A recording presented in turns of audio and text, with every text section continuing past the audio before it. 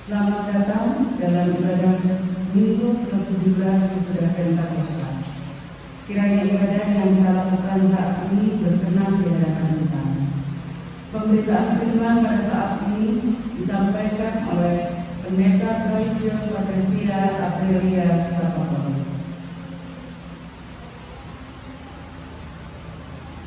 Mari kita berdiri untuk memuji Allah yang hadir dalam firman-Nya dan melakukan pujian dari Hidup Jemaat nomor 322 bait 1 dan 2 Terang Matahari.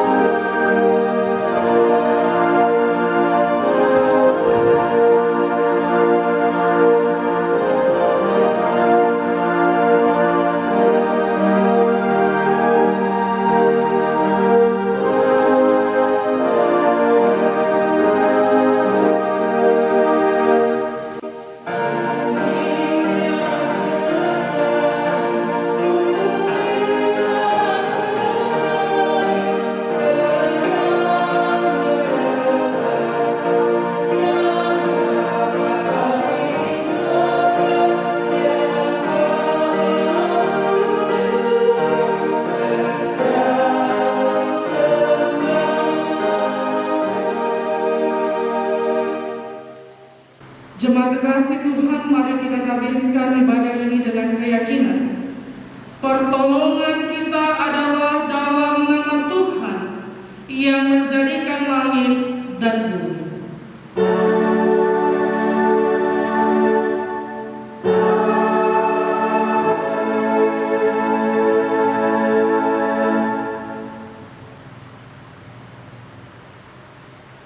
Amsal pasal yang pertama ayat yang ke-7 menjadi nas pembimbing pada ibadah di saat ini.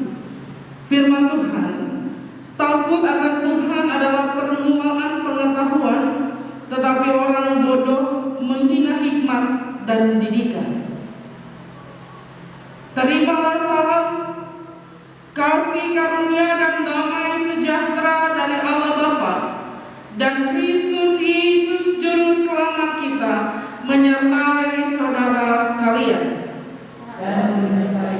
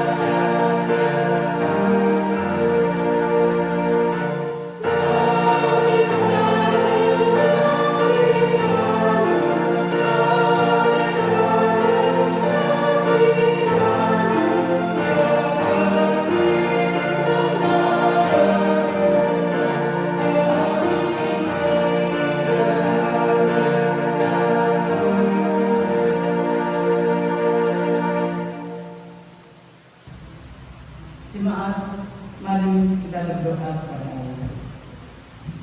Ya Bapa Maha Kuasa, kami bersyukur atas pertolongan dan berkat-Mu yang kami terima dalam kehidupan selama 1 pekan yang lalu.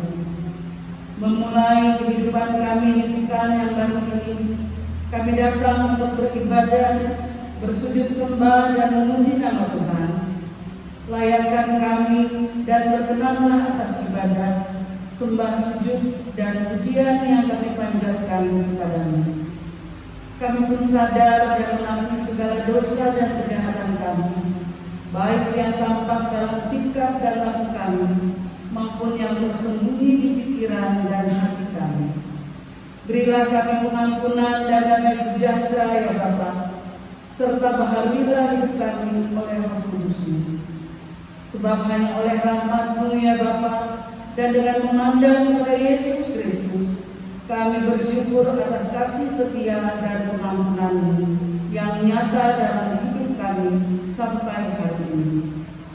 Ajarlah kami untuk mengikuti teladan kasih-Mu serta melakukan firman dan kehendak-Mu sebagai saksi-saksi yang setia di sepanjang hidup kami, sehingga melalui kami banyak orang akan memuji dan memuliakan nama-Mu.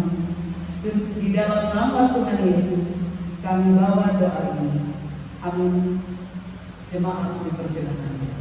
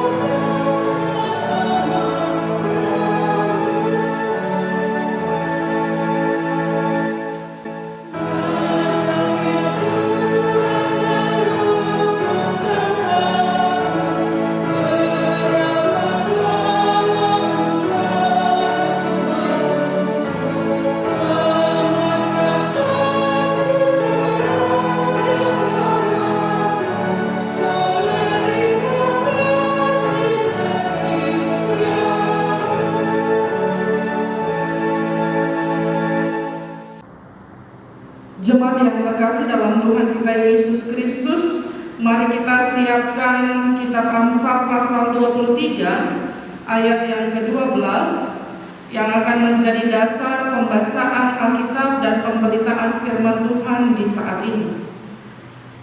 Amsal pasal 23 ayat yang ke-12 akan menjadi dasar pembacaan dan pemberitaan firman Tuhan. Sebelum kita membaca dan merenungkannya, mari kita berdoa mohon bimbingan dan tuntunan Roh Kudus. Kita berdoa. Bapa di sorga, kami sungguh bersyukur atas cinta kasih-Mu yang tanpa batas dan selalu kami rasakan. Biarlah kami boleh hidup menjadi anak-anak Tuhan yang sungguh-sungguh mengerjakan apa yang Tuhan kehendaki. Karena itu, kuasailah kami dengan Roh Kudus-Mu Tuhan, agar pembacaan dan pemberitaan firman Tuhan di saat ini sungguh-sungguh menjadi pedoman bagi kami untuk hidup benar dan menjalankan kehendak Tuhan. Berkati hamba-hamba-Mu, baik yang membacakan Alkitab maupun memberitakan kebenaran firman-Mu, sehingga biarlah kami semakin kecil dan justru nama-Mu Tuhan yang semakin besar, sehingga berita kebenaran firman-Mu boleh didengarkan oleh umat Tuhan. Lalu dalam kesatuan hati kami dimampukan hanya mau hidup menyenangkan hati Tuhan. Kami siap Tuhan, demi nama Yesus firman yang hidup kami berdoa. Amin. Jemaat kekasih Tuhan, mari berdiri untuk mendengarkan pembacaan Alkitab. Haleluya. Haleluya.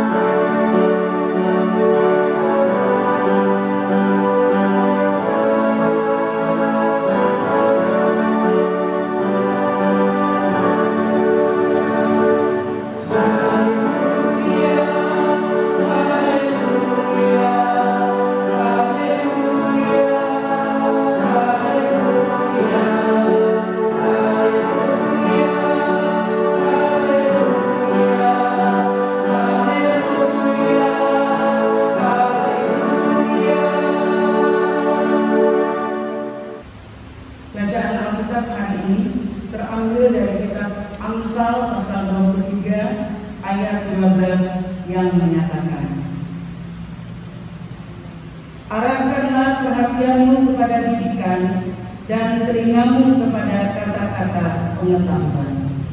Demikian pembacaan Alkitab.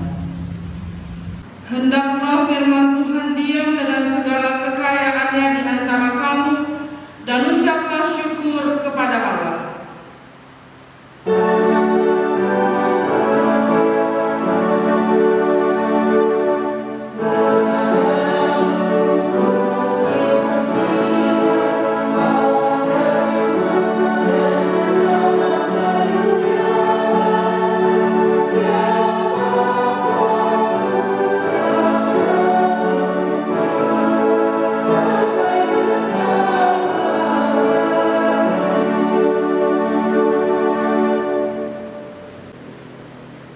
Ibu bapak, saudara-saudara yang terkasih dalam Tuhan kita Yesus Kristus, adik-adik yang diberkati Tuhan, ada sebuah kalimat berbahasa Latin yang bilang begini, non scholare sed vitae decimus. Artinya kita belajar bukan buat sekolah tapi buat kehidupan. Belajar itu bukan hanya bicara soal mengejar prestasi di bangku sekolah, tapi proses belajar itu proses seumur hidup, dan itu bicara banyak ketika kita mau dididik oleh kehidupan ini. Bukan hanya kita menerima materi-materi di bangku sekolah, melainkan juga kita juga belajar terkait dengan apa yang terjadi di tengah-tengah proses hidup. Termasuk di tengah-tengah situasi yang kita hadapi saat ini, ada proses belajar tentang kehidupan yang harus terus-menerus kita alami dan lalui. Makanya sebenarnya keluarga yang merupakan basis dari perjalanan kehidupan tiap manusia, lembaga kehidupan yang pertama, sudah selayaknya menjadi sekolah yang tanpa akhir. Karena di situ semua orang belajar, memulai kehidupan rumah tangga, suami istri belajar, memulai perjalanan sebagai orang tua, suami istri belajar, tidak hanya menjadi seorang bapak atau seorang ibu dalam kaitan sebagai seorang pasangan, sepasang suami istri, tapi lebih jauh menjadi ayah dan ibu bagi anak dan atau anak-anak yang Tuhan anugerahkan. Bahkan di tengah-tengah pandemi ini, ya memang kita orang tua secara khusus adalah guru pertama bagi anak-anak di rumah, tapi pandemi membuat siapapun yang punya anak lalu belajar online dan dari rumah itu berfungsi lagi menjadi guru bagi kehidupan sekolah mereka, dan itu bukan hal yang mudah. Nah, Amsal pasal 23 ayat 12 ini berhubungan erat dengan mendidik seorang anak tentang hidup. Makanya dikatakan di sana, arahkanlah perhatianmu kepada didikan dan telingamu kepada kata-kata pengetahuan. Kata arahkanlah mau menunjukkan bahwa yang menjadi fokus perhatian adalah didikan, lalu menjadi fokus pendengaran adalah kata-kata pengetahuan. Ini jelas, tidak perlu cari tahu tafsiran khusus terkait dengan kalimat ini, tapi secara jelas kita bisa lihat langsung bahwa fokus pada didikan dan pada kata-kata pengetahuan itu menjadi fokus utama bagi seorang anak menurut Amsal ketika ia harus belajar tentang hidup. Hidup yang bagaimana? Kalau kita baca Amsal pasal 23 secara keseluruhan ini fokus perhatiannya ada pada beberapa hal, nilai-nilai yang kemudian mau diambil menjadi karakter seorang anak. Menurut Amsal, menurut catatan kata-kata bijak ini sebenarnya berangkat dan didahului oleh beberapa cerita sebelumnya yang terkait dengan undangan makan dari seorang pembesar. Bapak Ibu bisa lihat ayat 1 sampai ayat yang ketiga. Lalu upaya menjadi kaya itu ada pada ayat 4 dan seterusnya. Lalu bicara soal makan roti orang kikir itu ayat 6 dan seterusnya. syarat dengan berbicara dengan orang bebal.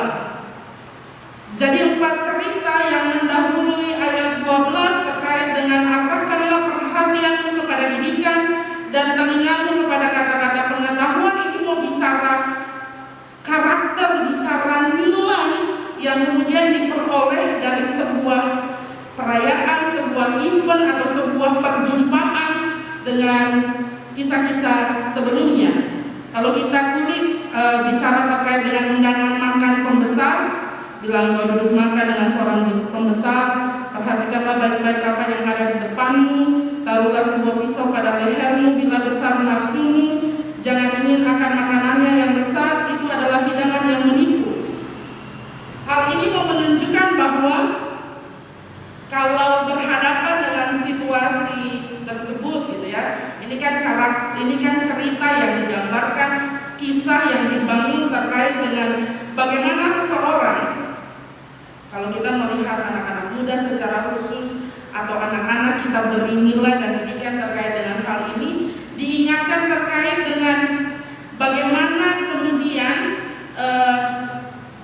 semangat untuk menguasai segala sesuatu atau menikmati makan tanpa kemudian memahami apa maksud di balik undangan tersebut harus mendapatkan perhatian lebih dan harus hati-hati. Makanya di sana dikatakan jangan ingin akan makanannya yang besar, itu adalah hidangan yang menipu. Istilah kata nggak ada yang gratis di dunia ini. Dan karena itu kalau diundang oleh pembesar disajikan makanan besar, harus bijak-bijak. Apa yang diinginkan?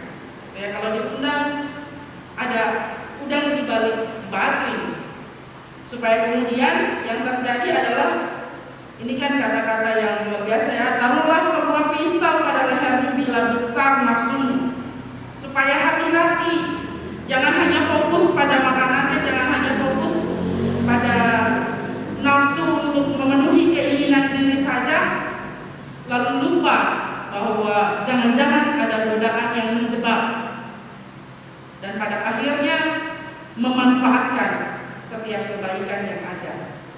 Jadi ini bicara proses Amsal pasal 23 ayat 12 ketika didahului oleh kejadian-kejadian dan peristiwa-peristiwa kisah-kisah tersebut.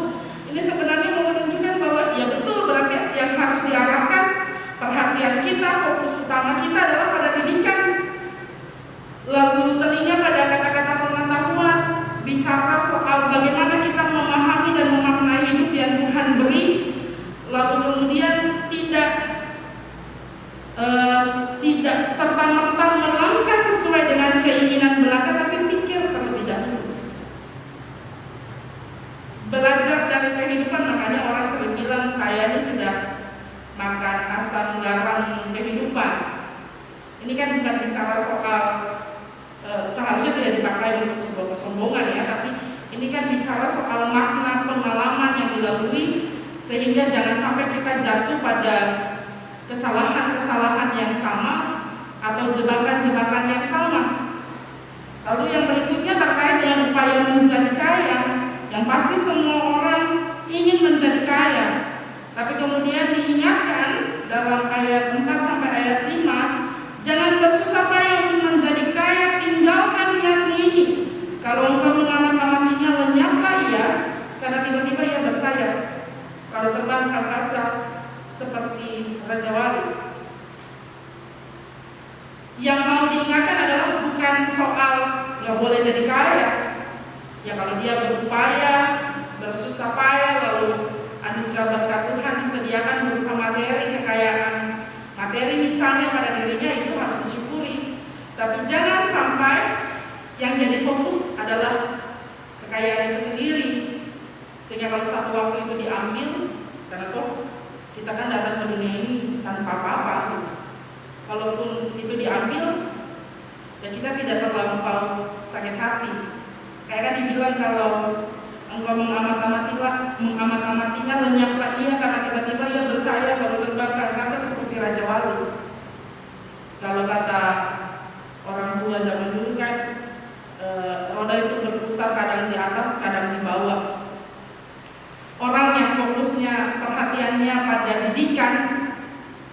pada kata-kata pengetahuan akan bersiap diri untuk tidak hanya senang ketika posisinya ada di atas, tapi kemudian bersiap-siap untuk hal terburuk, karena toh bukan kekayaan yang menjadi bagian utama, tapi misalnya berkarya, bersusah payah untuk berkarya di tengah-tengah kehidupan kita di dunia ini, karena kebahagiaan tidak hanya diukur pada harta milik dan lain sebagainya saja, misalnya demikian. Kalau hidup mendidik kita pada hal-hal tersebut, maka ya kekayaan mari datang, kalau pergi ya sudah nggak apa-apa. Toh saya datang ke dunia ini misalnya tanpa apa-apa. Apa yang kita miliki adalah milik Tuhan. Itu yang dimaksud gitu ya, supaya kemudian arahan perhatian kita pada didikan dan pada kata-kata pengetahuan yang itu terkait dengan makan roti orang kikir.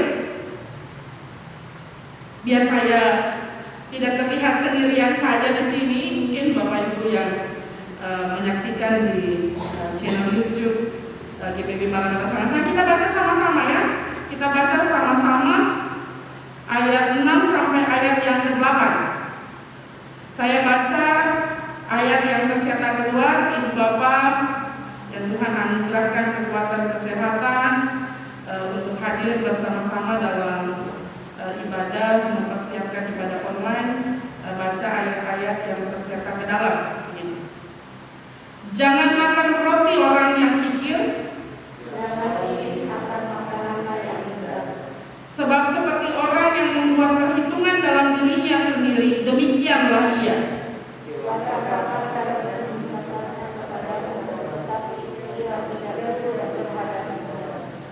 Suap yang telah kau makan, kau akan muntahkan.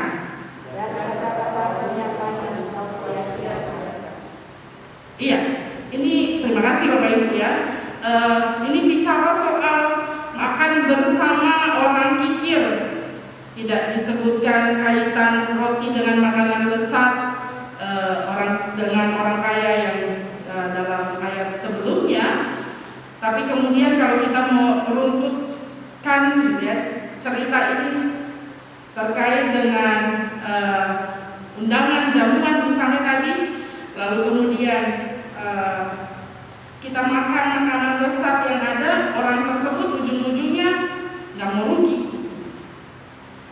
Dia perhitungkan, ini ibarat kata kita pasti pernah berhadapan dengan orang yang makan makanan saja pelit begitu ya. Lalu kalau sudah pernah kasih makan, saya ingat sekali waktu kecil-kecil begitu. Lalu misalnya kita musuhan, diungkit tuh semua, balikin ini saya. Termasuk kalau saya kan tadi kasih makan kamu, terus kadang-kadang ayo udah muntahin ya makanan yang sudah masuk ke mulut dan sudah diolah di perut misalnya begitu. Apa yang menjadi catatan penting di sini adalah bagaimana kemudian bukan saja hati-hati kita makan bersama orang kikir, tapi juga jangan jadi orang yang kikir.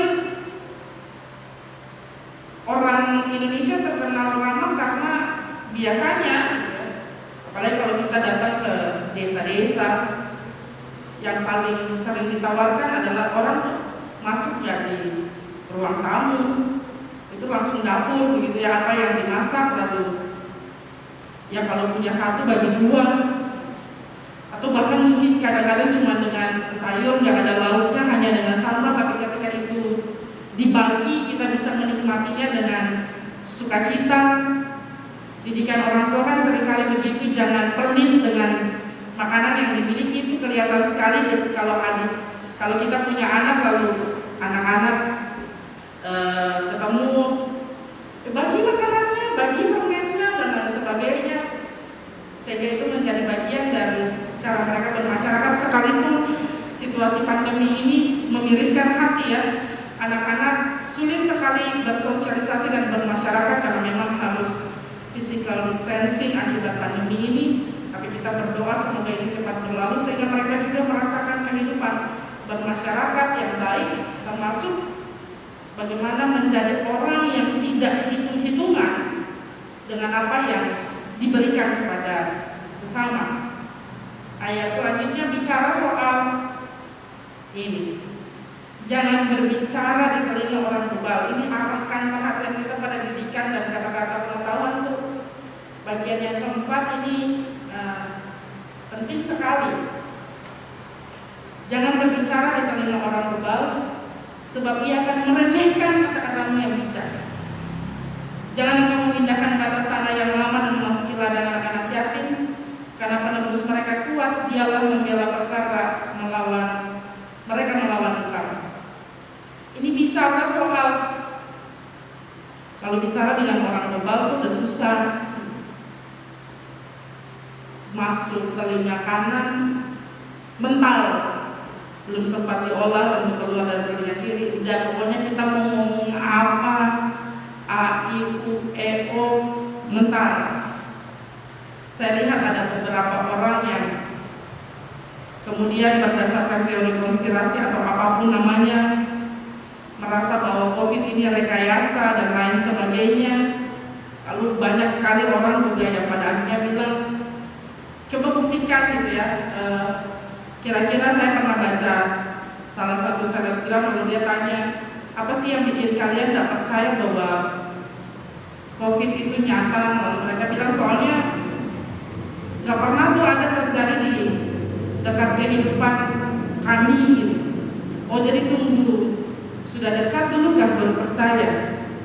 Atau angka yang sembuh ada kok, banyak kok, dibandingkan angka yang maksudnya tidak terlalu jauh berbeda dengan angka yang meninggal misalnya. Lalu itu kan miris ya, seolah-olah yang meninggal itu bukan nyawa.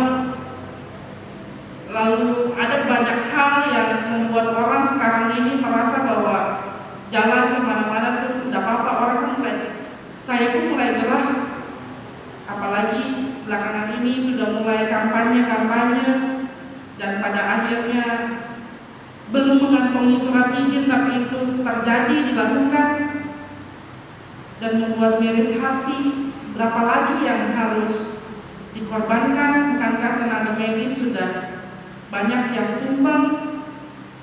Ada banyak hal. Bicara dengan orang bebal itu gak usah, kata Amsal, karena ia akan meremehkan kata-katamu yang bijak. Orang kalau sudah bebal, mau kita kasih tahu apapun, mental, rasanya percuma.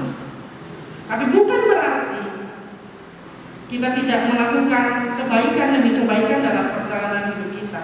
Ini bagian dari proses belajar hidup tadi. Jadi belajar, jadi saya hanya mau mengajak kita sekalian, ibu bapak, saudara-saudara, adik-adik yang diberkati dalam Tuhan kita Yesus Kristus, mari belajar untuk sebuah proses didikan dari kehidupan, supaya kemudian hidup kita menjadi bermanfaat. Orang kalau terdidik itu orang-orang yang kemudian menghargai hidup, diri dan sesama. Orang-orang yang kemudian berjalan menikmati waktu-waktu hidup tanpa rancangan-rancangan buruk pada sesama.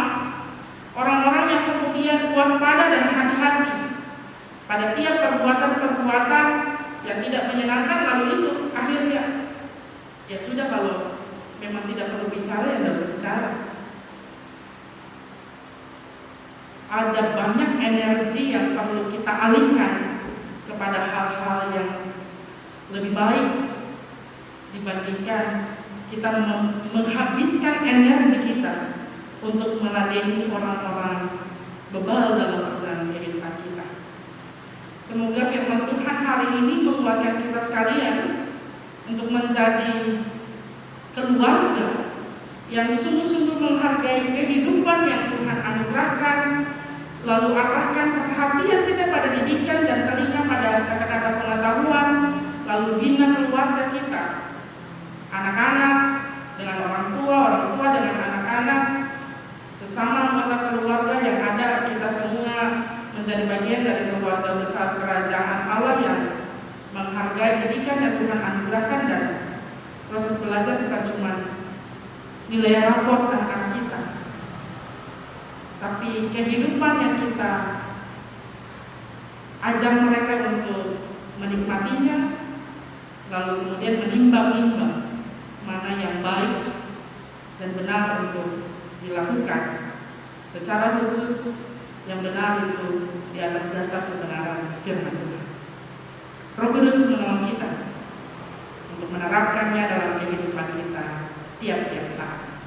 Tuhan Yesus memberkati. Amin.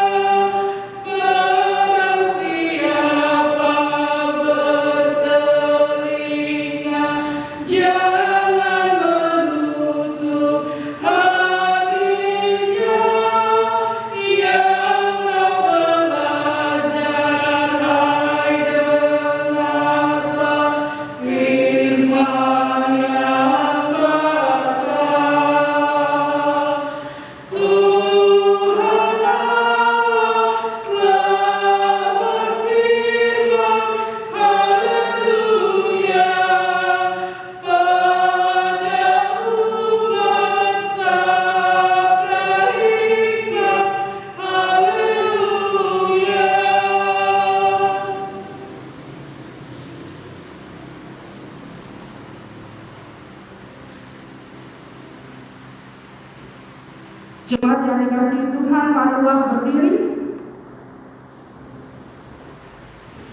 bersama semua orang percaya di segala abad dan tempat. Kita ikrarkan pengakuan iman berdasarkan pengakuan iman rasuli dengan hati dan mulut masing-masing berkata, aku percaya kepada Allah, Bapa yang Maha Kuasa, Khalik langit dan bumi, dan kepada Yesus Kristus anaknya yang tunggal Tuhan kita, yang dikandung daripada Roh Kudus, lahir dari anak darah Maria, yang menderita di bawah pemerintahan Pontius Pilatus, disalibkan, mati dan dikuburkan, turun ke dalam kerajaan maut.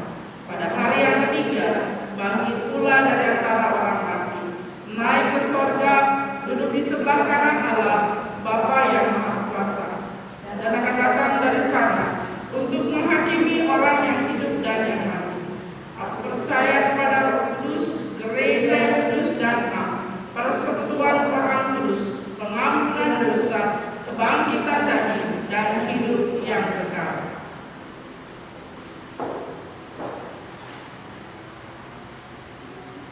Mari Ibu Bapak, Saudari-saudara, adik-adik yang diberkati dalam Tuhan kita Yesus Kristus, kita masuk dalam doa syafaat. Kita berdoa. Kami memuji dan membesarkan nama-Mu ya Allah ya Tuhan kami. Sebab dalam perjalanan kehidupan kami, hari demi hari, bulan demi bulan, tahun demi tahun, sampai di saat ini, kami terus menikmati uluran cinta kasih sayang Tuhan di sepanjang jalan hidup kami.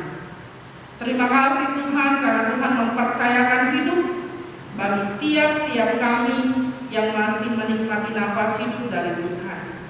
Biarlah di awal pekan ini ketika kami beribadat bersama-sama, meskipun harus dari rumah masing-masing, kami mengimani sungguh bahwa ada Kristus di tengah-tengah keluarga kami. Dalam ibadah yang kami lakukan, di dalamnya kami bersyukur karena Tuhan mendengarkan setiap puja-puji, sembah, syukur kami, bahkan doa kami kepadamu. Dalam kesatuan hati kami berdoa bagi dunia ini dengan pergumulan yang harus dihadapi. Berdoa bagi bangsa ini, segala kemelut yang harus dilalui dan dialami.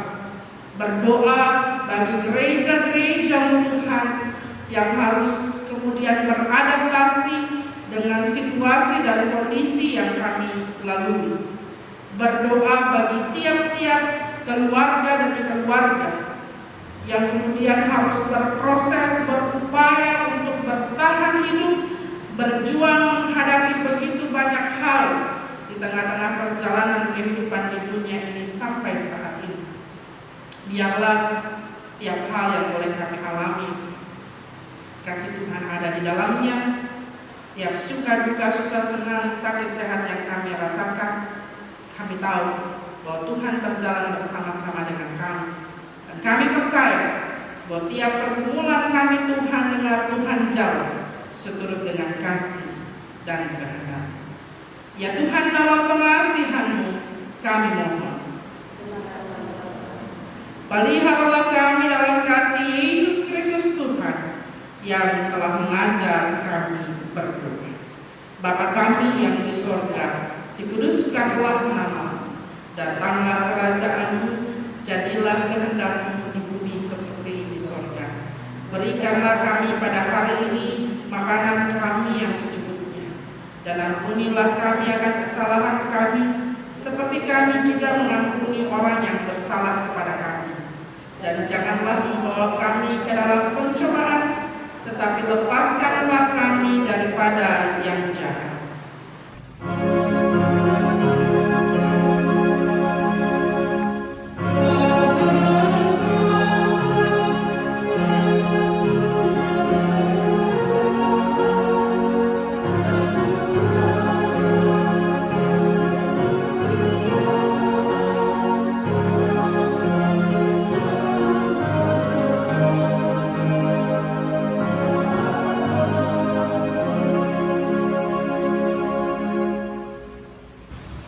Marilah kita mengucap syukur kepada Tuhan dengan memberi persembahan kepada-Nya.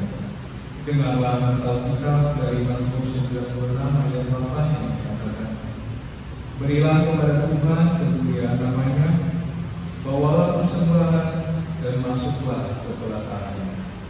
Tuhan memberkati saudara dan persembahan saudara.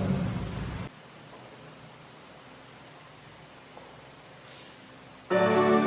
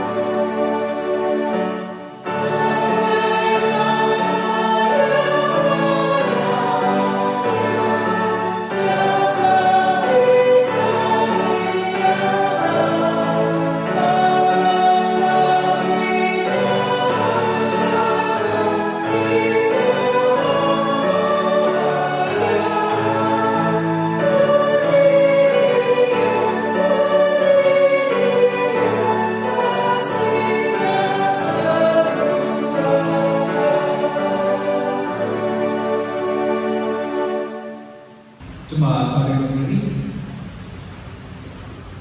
untuk berdoa syukur atas persembahan yang telah kita kumpulkan. Kita berdoa. Ya Tuhan, Engkau sumber hidup kami. Kami membawa dengan penuh sukacita persembahan ini sebagai ungkapan syukur kami kepada-Mu. Terimalah ya Tuhan dan kuduskanlah untuk dipakai memuliakan nama. Amin. Jemaat persilakan berdoa. Wartaritas Minggu 27 September 2020. Majelis Jemaat Ekibir Jemaat Para Nasional mengucapkan selamat hari Minggu ke-17 sudah Pentakosta kepada seluruh warga jemaat. Kami sampaikan selamat datang khususnya bagi yang baru pertama kali beribadah di Ekibir Jemaat Para Nasional. Bapak Ibu saudara-saudari melakukan pelayanan, kami siap melayani dengan sukacita. Jemaat dapat menghubungi bersedia atau kantor majelis jemaat pada hari Selasa sampai hari Sabtu pukul 9 sampai 12 kita. Tuhan Yesus memberkati. Kami akan menyampaikan beberapa informasi yang dapat membantu keluarga jemaat untuk mengikuti seluruh kegiatan persekutuan, pelayanan dan kesaksian di Gereja Maranatha. Kami memohon perhatian terutama sebagai berikut. Majelis Jemaat dan seluruh warga jemaat menyampaikan ucapan terima kasih kepada Tuhan Firman pada ibadah minggu saat ini. Kami juga menyampaikan ucapan terima kasih kepada seluruh pelayan petugas, yaitu pendakwah, komando lagu organis, kasih Allah yang menyampai kehidupan kita sebagai ibadah keluarga akan dilaksanakan pada hari Rabu 1 Oktober 2020 pukul 19 kita menggunakan aplikasi Zoom. Pelayan firman Pendeta Patricia Sapapoli, pelayan terus dari SPP atau Umum. Link Zoom akan dibagikan di WhatsApp group Jemaat Maranatha Sana. Tuhan memberkati. Rekapitulasi keuangan dapat dibaca pada warga jemaat yang telah dibagikan di WhatsApp group Jemaat Maranatha Sana. Kami mengucapkan terima kasih kepada seluruh jemaat yang dengan setia dan penuh sukacita telah memberi persembahan persepuluhan, sumbangan untuk SPP, persembahan sukarela, persembahan syukur, baik melalui kantong maupun melalui kotak khusus. Tuhan Yesus memberkati. Baptisan kudus akan dilaksanakan sakramen baptisan kudus pada hari Minggu tanggal 4 Oktober 2020 bagi yang pertama Natali Dea Ahulendi, anak dari Bapak Mas Serius Ahulendi dan Ibu Stevi Cynthia Kamalia Aprilio Chandrawati, anak dari Bapak Minu Kanyuwati dan Ibu Dinas Ali. Perjamuan kudus akan dilaksanakan sakramen perjamuan pada hari Minggu 11 Oktober 2020 dan seluruh warga jemaat diharapkan untuk mempersiapkan hati. Terima kasih. Tuhan Yesus memberkati. Demikian warga jemaat, Tuhan memberkati. Jemaat yang dikasihi Tuhan, mari berdiri. Kini lanjutkanlah perjalanan hidup ini dengan penuh damai sejahtera, dan jadilah pelaku firman Tuhan di dalam kehidupanmu, di keluarga, gereja, masyarakat, dan bangsa. Yang dibimbing oleh Tuhan dan yang benar dalam hati akan mendapat pertolongan, bahkan di saat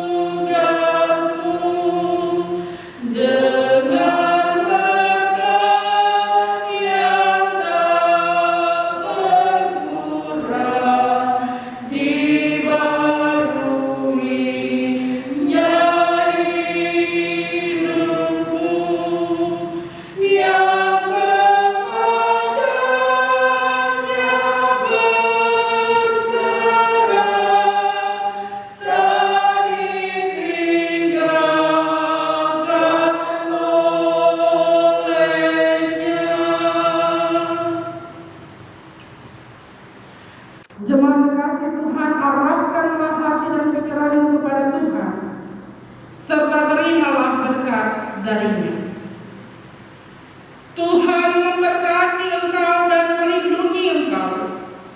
Tuhan menyinari